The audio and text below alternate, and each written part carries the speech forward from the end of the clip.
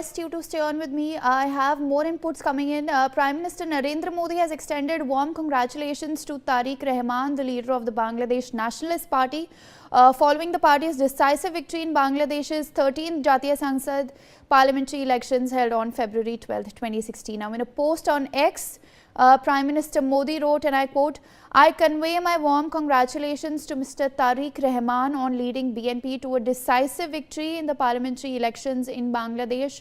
This victory shows the trust of the people of Bangladesh in your leadership.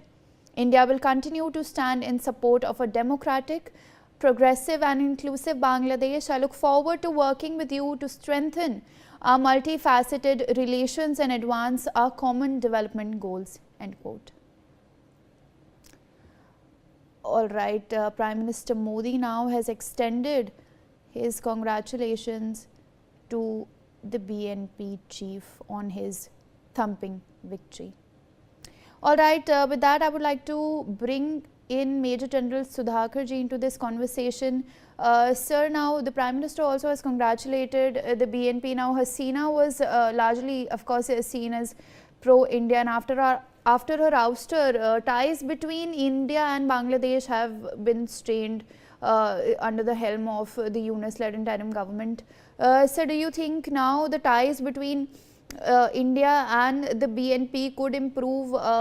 What does the win of Tariq Rahman mean for India? Good morning, Medab. Thank you for inviting me for your morning show. Good question, but there are multiple sub-parts in your question. First and foremost thing, we need to look at the larger picture, because whatever happens in the larger picture willy-nilly will impact the smaller picture. The smaller picture, I am talking of the issues which you have raised, the India-Bangladesh relationship.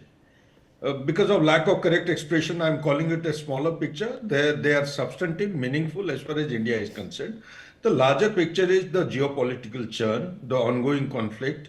Pandemic impact is yet to have eased out. Price rise in fuel, fertilizer, and food still going on. We know what is happening in America. It's leading towards a kind of unstable, I call it a political civil war in America.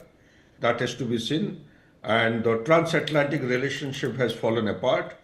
The conflict in Middle East, no way to find a permanent lasting solution.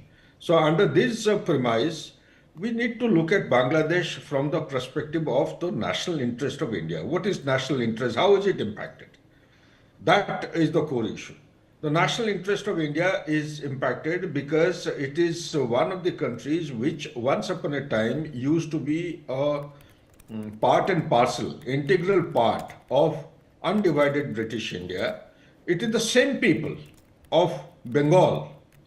So people, unfortunately, they don't understand the difference between West Bengal or the Bangladeshis and the Pakistanis. Bangladeshis that cannot be equated with Pakistani. That was the main reason for liberation of Bangladesh in 1971.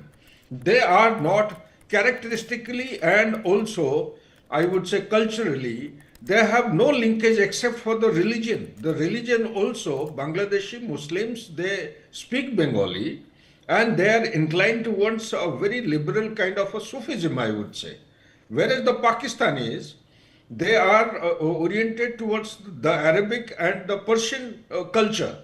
So why am I highlighting this aspect? I am highlighting this aspect. That was the primary reason of division of Pakistan, thereby busting the old myth of two-nation theory, and that's how Bangladesh was liberated.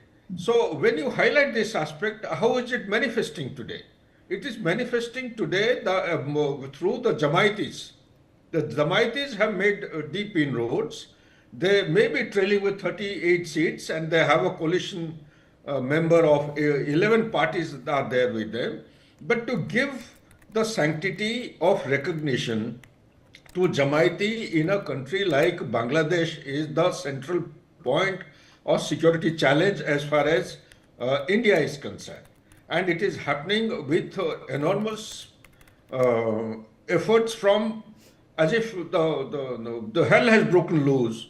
Pakistan has gone hammer and tong in mobilizing ISI, its armed forces, and also lifted the host of rules and regulations which were prevailing since liberation of Bangladesh, and banning all kinds of activities. Jamaati also was banned, but now, along with the Jamaitis, there are a host of others, the convicts who have been released from the jail. There is a Rohingya Brotherhood Alliance. There is also the Lashkar-e-Toiba who have landed up there. The Jaish-e-Mohammed is there. The Hamas footprint is seen visibly. And also you have the Hezbollah, the Al-Qaeda, the ISIS. It seems not, it doesn't seem, it is turning out to be a new epicenter of the global terrorism. And all this is happening close to a very sensitive stage. I won't call it a chicken's corridor, I'll call it a Siliguri corridor. That Siliguri corridor is a narrow stretch which is connecting the 7 states of the northeast of India. And more than that, the worst thing which is happening is people like Yunus, they go vocal. Despite all the facilities of socio-economic development we have extended, 7.8 billion worth of line of credit given to them, and host of connectivity projects that we have undertaken, and look at the number of people from Bangladesh coming for medical treatment. It is almost, I would say, less than 50% the cost they would pay otherwise in Singapore and other places. So, looking at it from that perspective, I personally feel there are a lot of issues which the BNP has to consider, because geography, everything else can be changed. Geography cannot be changed. This is a major issue which they have to acknowledge.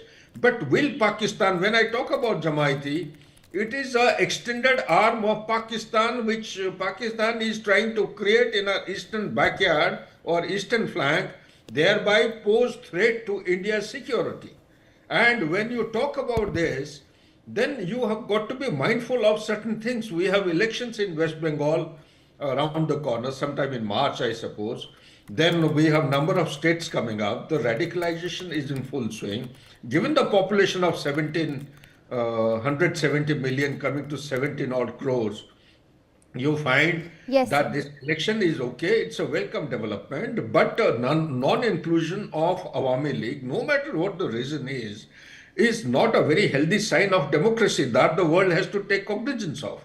And India has done a good thing by not Sir, I'm sending so the sorry observer. to interrupt you. I would please request you to stay on with me. I have more inputs coming in now. The Chief Election Commissioner